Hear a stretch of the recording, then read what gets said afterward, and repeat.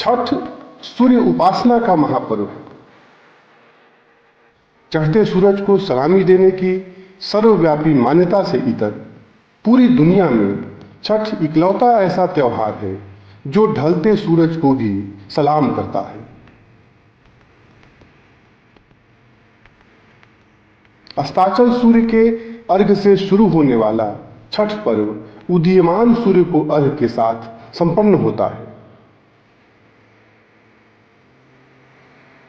सूर्य की उपासना के साथ उषा की उपासना भी स्त्री की स्वायत्तता और उपस्थिति को इस पूरे आयोजन में महत्वपूर्ण बनाती है कि छठी मैया की पूजा है।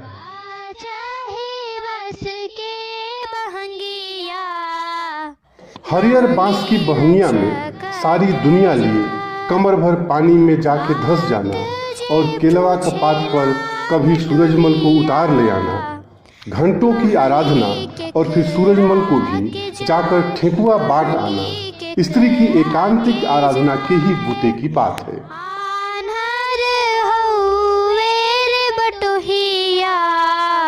बहंगी छठे मैया के जाए, बहंगी छठी मैया के जाए। हालांकि छठ पर्व को कई मिथकों और मिथकीय चरित्रों से भी जुड़ा जाता है, लेकिन उन तमाम मिथकों में से किसी की पूजा इसमें नहीं होती। पूजा होती है तो सिर्फ छठी मैया और भगवान भास्कर की और जल, फल तथा अन्न से लगाकर प्रकृति से प्राप्त चीजें इस पूजा की आधार होती हैं। मूर्ति पूजा यहाँ नहीं है।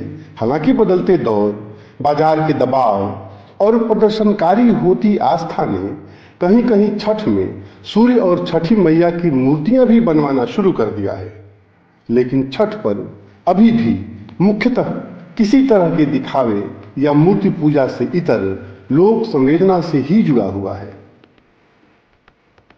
दरअसल जीवन के खेत में ही उगती रही है लोक संवेदना। खेत, खेतीहर, किसान और किसानी के जीवन संघर्षों और आनंदों का पर्व है छठ। प्रकृति और पुरुष का एक दूसरे की भागीदारी का पर्व है यह।